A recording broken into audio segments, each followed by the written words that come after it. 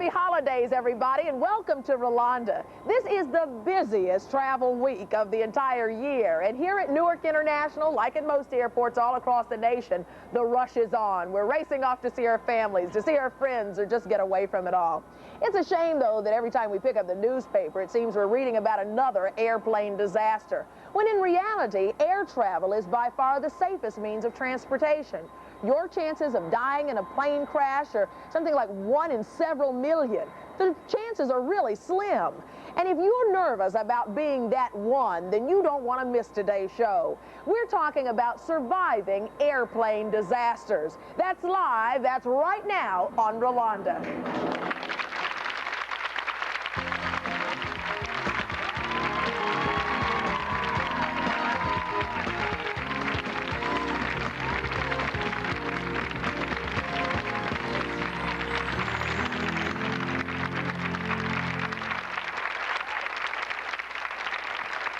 Welcome to the show, everybody. We're coming to you live today, and our audience is filled with a lot of people from all over the United States. A lot of people have been hopping on planes, getting out of town. This Thanksgiving week alone, an estimated 4 million Americans are going to be taking to the skies. But there's going to be something else up there in that air flying with many of those passengers, as many as you have said today, and that is a little fear and anxiety.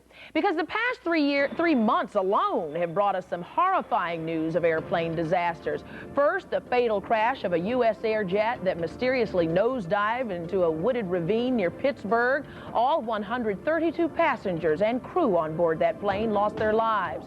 Then on October 31st, an American Eagle commuter flight plunged 8,000 feet into an Indiana field, and all 68 people on board that plane died.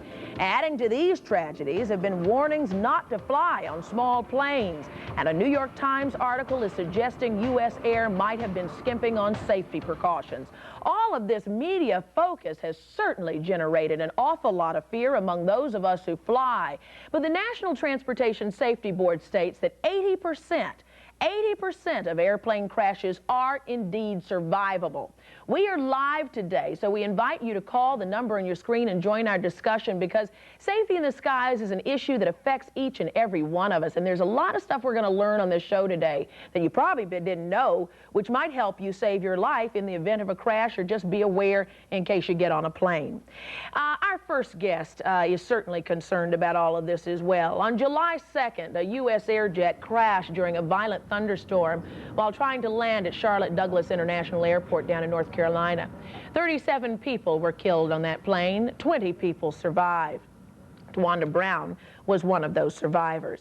Unfortunately, her infant daughter, Denasia, only 9 months old at the time, did not survive the crash. Tawanda has never spoken publicly about the disaster until now. Tawanda also asked that her attorney, Willie Gary, join her for this interview.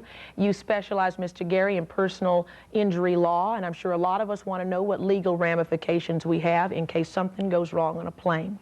Tawanda, I know this is tough for you, and I just appreciate your being here. How are you coping since the crash? I'm doing okay. I relive it every day. Yeah. Losing your 9-month-old baby had to have been a difficult thing for you. I know that that has gotten you concerned about other mothers who carry their children aboard planes. Yes. Mm-hmm. Can we go back and talk about the crash a bit so Sure. we can understand what happened? And here's some Kleenexes. You probably won't be the only one crying today. But I appreciate the courage that it takes for you to come here, because you said your main concern was for other mothers carrying babies on board planes. Yes. What is the concern that you have, especially with infants, having been there yourself? Mm-hmm. I wish they would make it a law that all infants or mothers are aware that they can take car seats on the airplanes. You can take a car seat on the airplane? Yes, you can. Did anybody tell you that when you and Denasia were going to take that flight? No, they did not. Mm. I was told that she was a lap baby, so I had to carry her on my lap. Mm-hmm. What happened on that day? It was a short flight to Charlotte. Everything seemed to be going fine until the last 5 minutes. I was playing with her, you know, feeding her, doing stuff like that.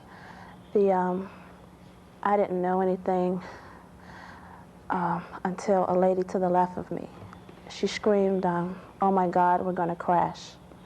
So at that moment, I just automatically went into shock. I held on to her as tight as I could, and upon the impact, she left my arms. What happened to her? Did you see where she went? I saw her go up, and that was it.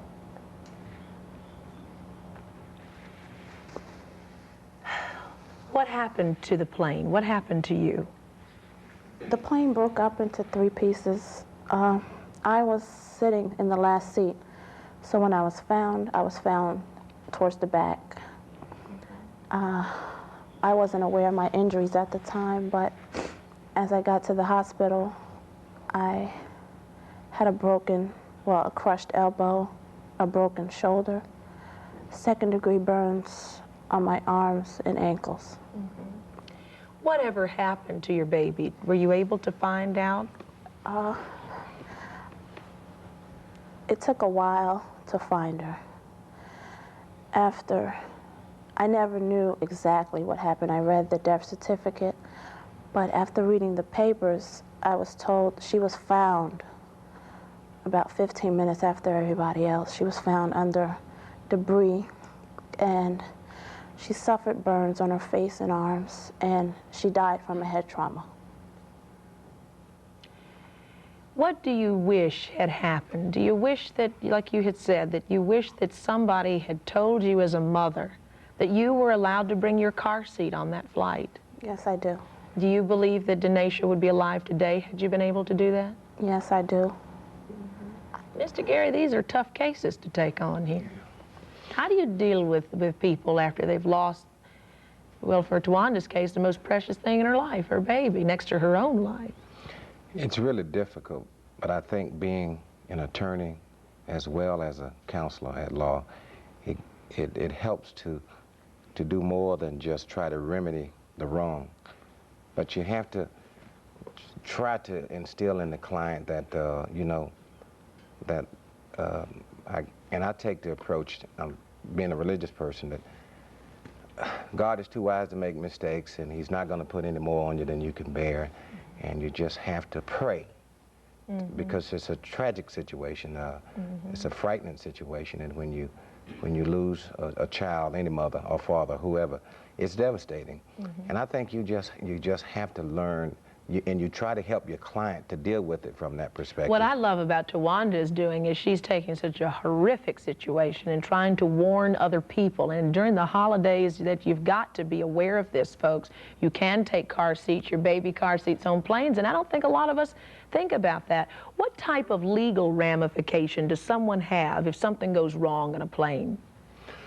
Well, like most other cases, you do have the right to be compensated. I always say to the client, money will never replace the loss. There's nothing, I'm sure, if there was all the gold in the world stacked here on this stage and you said, Tawanda, which would you have, the baby or the money? She'd want her baby back, of course. So what type of, are you suing? Are you working? Well, in these cases, for the most part, you can end up either in a lawsuit to recover the damages that you suffered, and I say damages, and it's I don't like to associate money with losing a child, but in America, that's the only remedy that you have. You have no other recourse. Okay, let's continue this conversation. I have to take a commercial right now, and I'm sure that the audience and parents here, as well as a lot of students who are traveling all over, you know, back and forth to school, certainly have some questions for you too throughout the show. Please call in. I'm sure many of you at home are thinking of some things you might like to ask an attorney who handles problems on planes. And we're also going to talk about ways to survive, ways that we can protect ourselves. When we come back, a flight attendant is also going to join us and tell us what it's like preparing a cabin full of terrified passengers for an emergency landing. Stick with us. We'll be right back in a minute.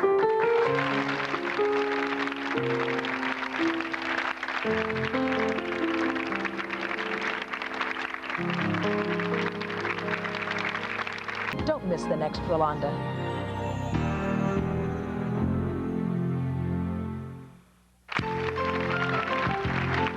Welcome back, everybody. If you're just now joining joining us, we're talking about something on the minds of a lot of folks right now during these holiday seasons. The surviving airplane disasters is what we're talking about. A very important discussion today on Rolonda. This is the busiest travel week of the entire year, and I'm sure you may have some questions at home. We are live from New York City. We'd like to hear your questions and comments on this topic, so call that number that's being flashed on your screen. Before we move on, just a mention, by the way, that in a major national newspapers across the nation, especially in USA Today, I know I picked one up this morning, U.S. Air has taken this full-page ad announcing new and improved safety measures. This is something that they've come out with all the recent fury over some of their mishaps. What you're about to see right now is among the most graphic videotape of a plane crash ever captured. July 1989, a United Airlines DC-10 bound for Chicago is forced to make an emergency landing in Sioux City, Iowa. This after its hydraulic system fails. The subsequent crash results in 112 deaths, but 184 people did live to talk about it. Jan Brown-Lohr is one of those survivors. She was the senior flight attendant on board that fateful flight, and I'd like to say I'm happy to see you're with us today.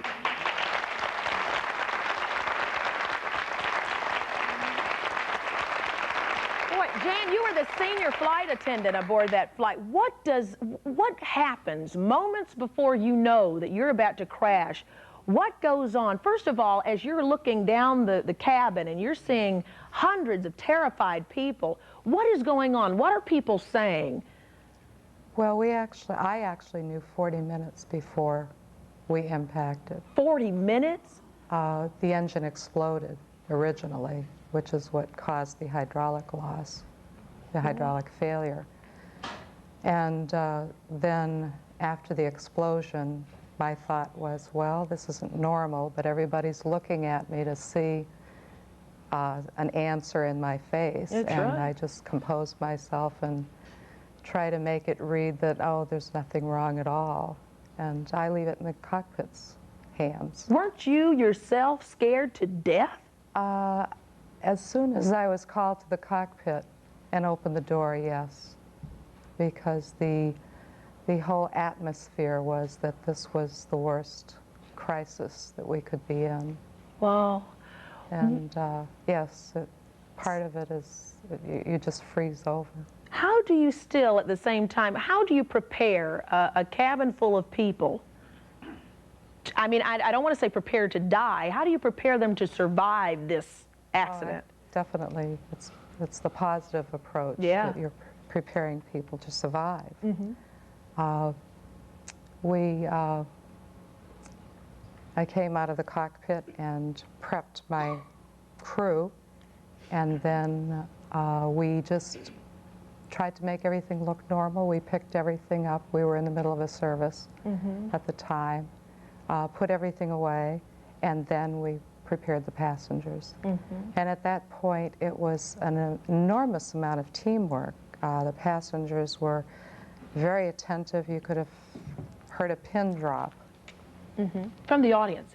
Tawanda, have you been able to fly since the accident? No, I haven't. In fact, Tawanda took a train here, right? Yeah. That's right. I don't blame you, Tawanda. That's it. Have you been able, you went back to your job, though, Jan, right? I went back after 3 months. I had some injuries, but I went back after 3 months. Amazing. Mine is more of a comment than a question. I just want to say on behalf of all the passengers, thank you, because during the strike, I looked at how much you are not really compensated for your dangerous job, and I'm on the plane constantly, and so I just want to say on behalf of everybody, thank you so much, because people like you need to come out much more. Yes, thank you. Thank you. Come on. And Jan, I will say it, anybody listening could probably say this too. If you've ever been sick on a flight, or your baby had a bad day, or something happened, or there was an emergency, you guys do your jobs. I've got to say that. You do your jobs. Yes, ma'am. Okay, knowing 40 minutes before it really happened, what was running through your mind, even though you're trying to keep that cool exterior? I mean, what was really going through your head? I just had to block out my personal life to do the job. Our training, we retrain every year for a full day. We cover every piece of equipment, and we fly a variety of airplanes and types of airplanes. We have to be proficient, and in one day we could fly 3 different types of airplanes. So we have to, and they're all slightly different. Opening doors, opening windows, and every time we walk on board the airplane, we pre-flight all of our safety equipment, and I generally run through with a hands-on approach since the accident, so that it's automatic, because that's what it became that day. It was really automatic, and it was the tremendous amount of training that we received. Tawanda, as a passenger, what did you go through when you realized that the plane was about to crash? What went through your mind? I didn't know what to do. I didn't know how to survive. We knew at the very last minute, at the very last, the plane was already crashing. I didn't know what to do. I just sat there in shock. Yeah. I'm going to continue with your question when we come back, and also when we return, a woman who believes that fate and a seat belt were the only things that saved her life in a plane crash. And later, what can you do to increase your own chances of surviving an airplane catastrophe? Amazingly enough, there's a lot you can do. We'll tell you when we get back.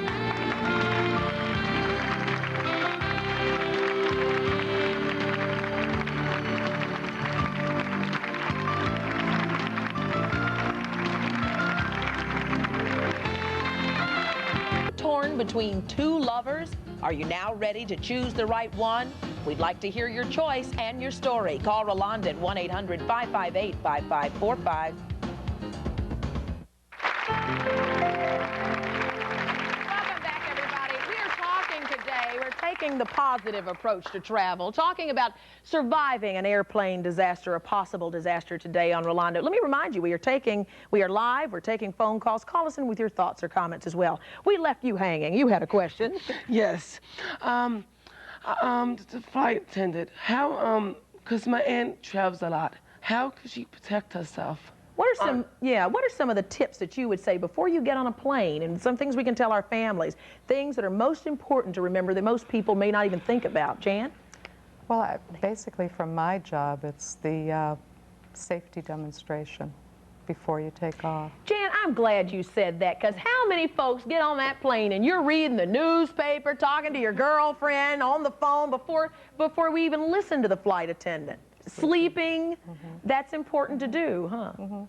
I think probably it stems from denial. Nobody wants to think that it could happen to them. It's something that you see on the news, read in the newspaper. It's something that happens to somebody else, but it doesn't happen to me. It was my first thought after I found out how serious I was I can't believe this is happening to me. So it's just human nature. Right. Let's take a phone call. Steve is calling from New Jersey. Hi, Steve. Good morning. Good morning.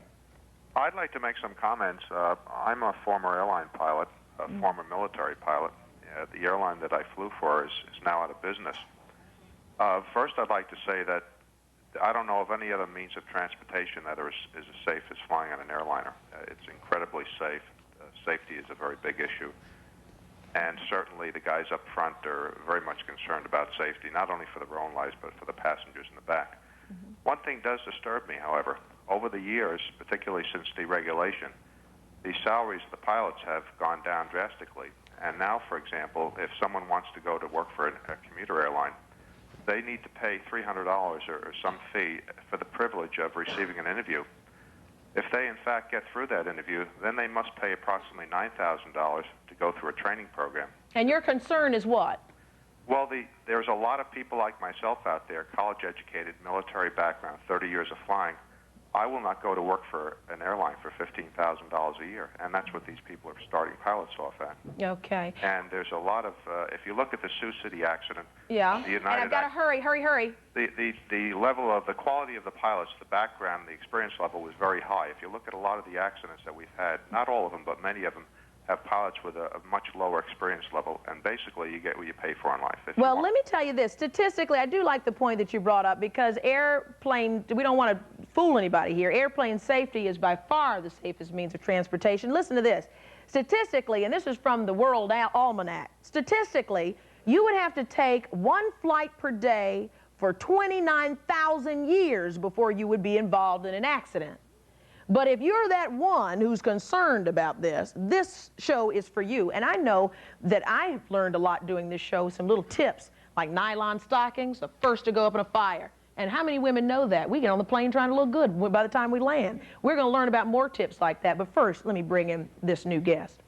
March 22nd, 1992 is a date our next guest will never forget. Kendra St. Charles was about to return home to Cleveland after a business trip to New York. Well, unfortunately, it was snowing that day, and her U.S. Air flight did not make it as planned. Instead, it crashed into the icy waters surrounding LaGuardia Airport just seconds after takeoff. 27 people aboard that flight died. The cause of the crash?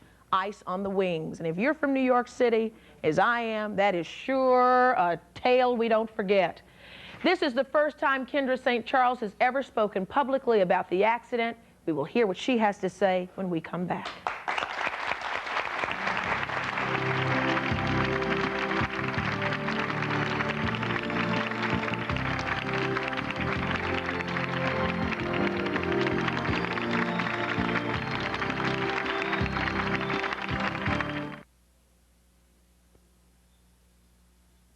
Tickets to Rolonda, please call us at 212-650-2060.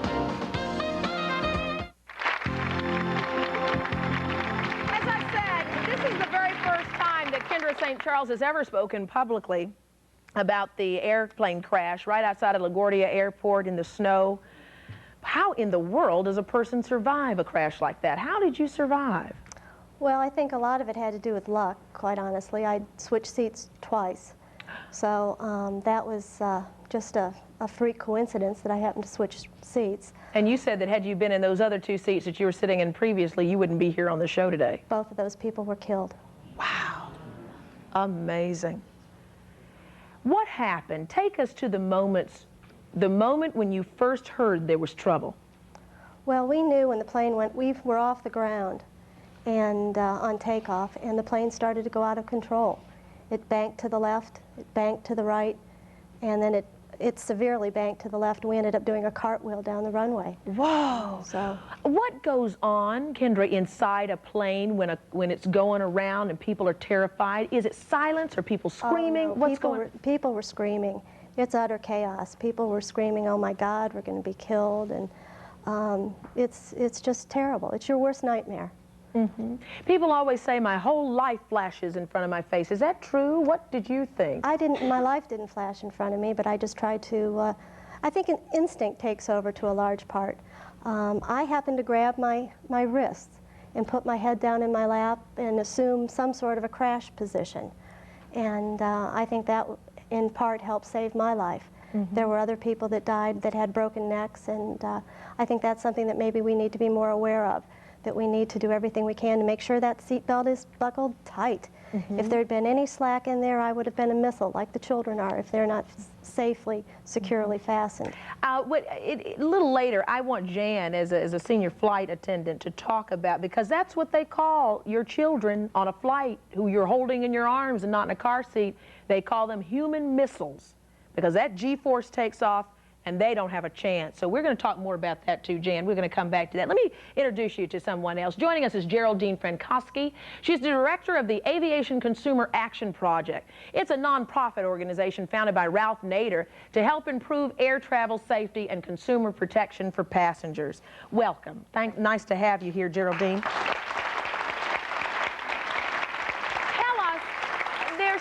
People who might be watching this show right now who are checking their flights and trying to see what time they're packing up, ready to get on a plane to go someplace. Okay. Tell us the top things that we need to be aware of before boarding that flight. The number one thing is listen to the safety briefing before you take off. And before that flight takes off, notice where your two closest emergency exits are. Not just the one that you might see over the wing, which you passed on the way in, but a second exit in case that first exit isn't available. Mm-hmm. And also count the seat backs between you and those two closest exits. Think of how disoriented you get in your house if there's a blackout and all the power goes out and there's a moment where you're disoriented. And then think of that in an aircraft where you're inside the plane and you're in darkness or in smoke. If you count the seat backs, you can feel your way to your closest exit. That's smart, because the cabin may fill up with smoke and you can't see anymore. Any other suggestions? Jan, talk to us about the children, and Geraldine, come in there too. They do call babies who are not strapped into a seat human missiles. Why? Well, in extreme situations, such as my accident, their weight multiplies up to 5 times their normal weight. And I never realized this until I saw the studies that the FAA has done in their facilities in Oklahoma City. And I would ask parents, how much does your baby weigh when they're holding them on a lap? And if the average will be about 20 pounds, then you're talking 100. 100 pounds flying through And there. I will quite frankly... On the flight that you were on that actually crashed, there were some babies on that flight. What did you see happen to them? I didn't actually see it. Evan, who was killed on that flight, was 22 months old, and I had most contact with he and his mother. Initially, when the engine exploded, she was becoming hysterical, so when the plane stabilized, I immediately went to her to calm her down, to reassure her. And when I finally had to leave the wreckage because the smoke was so thick, she was the first person that I encountered in the cornfield. She was trying to go back to the plane. I stood in front of her, and she said, "I have to go back, my baby's in there." And I said, "No, you can't go back." And I had not seen the fire, but the smoke itself. She again said, "I have to go back." And so I told her what I felt would stop her from going. I said, "There are men who will go and get him." And then she looked at me and she said, "You told me to put my baby on the floor." And I did, and he's gone. We'll be right back in a moment.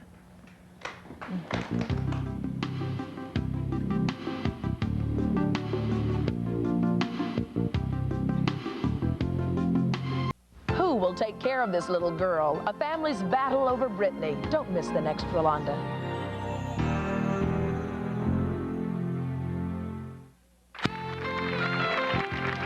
Welcome back to our discussion about surviving airplane disasters. We're live today on Rolonda, so call that number on your screen and come on and join this conversation. You had a question? Yes. Yes, I can understand how Tawanda feels, because when I travel a lot, and I'll travel with my son when he was younger, and my niece and nephews, and I always wonder why they don't have the babies in a car seat. And one thing, you have to pay for another seat. You have to pay the same amount as your fare, which is not really fair. Which is why a lot of people don't do that. Which is why a lot of babies die in these crashes, I would think. Exactly. Geraldine, what precautions do you take for children, and what should parents keep in mind? Thank you. Well, parents should keep in mind, as Janice said, that they can bring their car seat. If the car seat is manufactured after 1985, it should say right on the car seat that it's good for use on aircraft. They can bring it on board, and often if the airplane isn't full, if you travel at an off-peak time, you'll be permitted to set up the seat. What we would like to see, though, is a requirement that child safety seats be used, that children get the same protection on an airplane that adults get. Not the right of the parent to use the seat, but the right of that child to have the same protection as every other passenger on that plane. One of the things we were talking about during the break is that your child not only increases in weight when if there's a problem on the plane, but also the plane may be crashing at 300 miles an hour, and that means your child is moving that fast too, which is why Tawanda had the head injuries to her baby, and the baby is no longer with us. Terry is calling from Florida. Hello, Terry. Hi. And your comment, please? Well, my comment is about the safety of the children, plus also the parents, as well as any other passenger. Yes. That they should have, on the instruction forms, as well as the screens that they have put up on the air flight, that what you need to do is they have to put the instructions how to put a child's seat in the seat, okay, and instruct that. Put that in the manual as well as telling the passengers. And like we said, the crews on the aircraft are normally wonderful and will help you do that, I would think. Okay, let's take a look at something here. Terry, join us as we watch this. The videotape of this plane crash that you're about to see is very frightening. It is very graphic, let me warn you. But I also want you to keep in mind that there are no real people on this plane. This is a dummy demonstration. Watch this.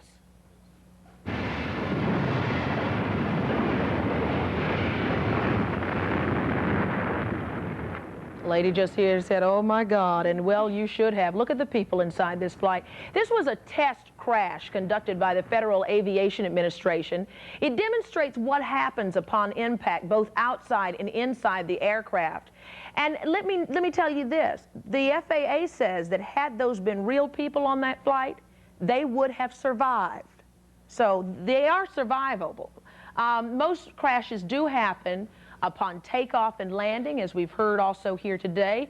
But the biggest threat to passengers is the fire that breaks out after the plane crashes. Believe it or not, we passengers can survive, but a lot depends on whether you know how to get out of the plane quickly enough in the event of an accident. That's one of the things we were talking. Geraldine, anything else that you can think of, or any of those of you who have survived the plane crashes, things that you remember that you took for granted, that you said, boy, if I had been more aware, this might not have happened? Yes? You made a good point about getting out of the aircraft in time. Fire is going to be your worst enemy in the case of an accident, especially in the case of a post-crash cabin fire where you're in a dark, chaotic environment, as Kendra was describing. Again, knowing where those exits are, not just your first one, but your second closest exit, and how to operate the emergency exit door. Don't rely on just the person that's sitting right there, but you yourself, before you take off, walk up, take a look at that door, and know how to operate it. And know how to operate it. The instructions are there. Another thing somebody was asking that's a good point, what about having a drink on the plane? Having a drink on the plane is certainly, it might calm you down, but it's not going to help you in the case of an emergency. It's important to be very alert and prepared and vigilant during takeoff and landing, those phases where you're most likely to encounter some type of trouble. Okay. And I think, too, just the opposite. The drink could affect your ability to your faculties to make the right choices and to make the right decisions in the time of an emergency. Yes, you have to be alert. I would recommend against having a drink on the plane. Okay. Are you or somebody you know, or you might yourself be, one of those white knuckle flyers who's scared to death? Well, when we come back, we're going, you're not? Yeah, well, I know some people who are. I'm not either, but I wonder after this conversation. You're going to hear about ways to overcome the fear of flying. And Kendra did something interesting after that plane crash she was in. You know, she said she wanted to come and land right back at LaGuardia the same way, not quite the same way, but back at LaGuardia. She's going to explain why she did that, and we'll take your question. We'll be right back in a minute.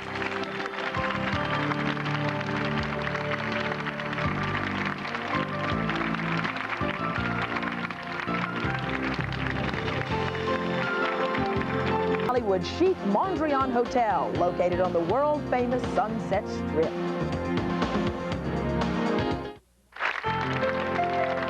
Surviving airplane disasters are our topic today on Rolonda during the busiest travel week of the year. We are live. We invite you to join the conversation. You see that number on your screen. Come on and call us. You had a question before we left.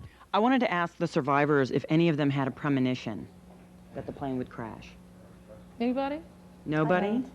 No premonitions. Now, come on and tell us, Kendra, why you decided, thank you, when you flew back here to New York this time, you said, doggone it, I'm going to fly right back into LaGuardia where I crashed before. Why? Well, I think you have to face your fear. The pilots and the flight attendants have been wonderful to me. They have been so supportive in my flying. And I just don't think you can live your life in fear. And for that very reason, I did not want U.S. Air to control any more of my life.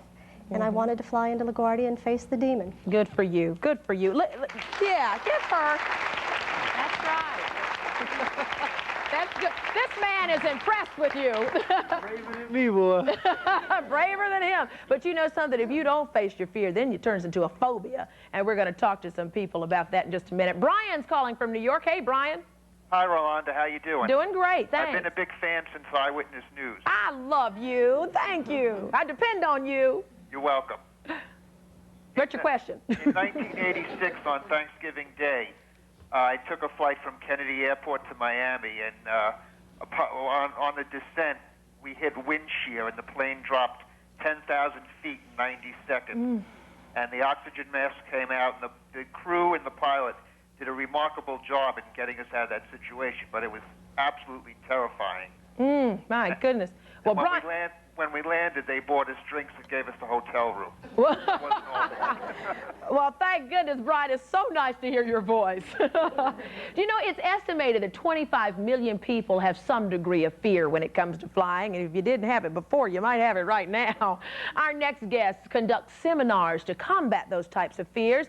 Captain T.W. Cummings, now retired, was a Pan Am pilot himself for over 30 years, and Dr. Diana Ronald is a psychologist who works with Captain Cummings. She is an expert on phobias. Thank you so much for being with us today. First of all, is there a reason to be so overly fearful when we get on a flight? There's not a reason to be overly fearful, but there's a reason for caution that these people are talking about, listening to the warnings that or the lectures that the flight attendants are given. But actually, Time magazine said it's 100 times safer for you to fly to Florida than to drive. And that other statistic was the odds are 10 million to 1 that you're going to be safe. So the safety is indisputable. Tawanda is afraid to get back on a flight. In fact, she took a train to our show today. How do you work with people like Tawanda, especially when they've come out of a situation or had a close call or lost a friend or relative? How do you help them overcome the fear, Diana? First, I think I really feel for Rwanda. That's a terrible, terrible tragedy. And the first part, I think, is not so much dealing with the flying again, but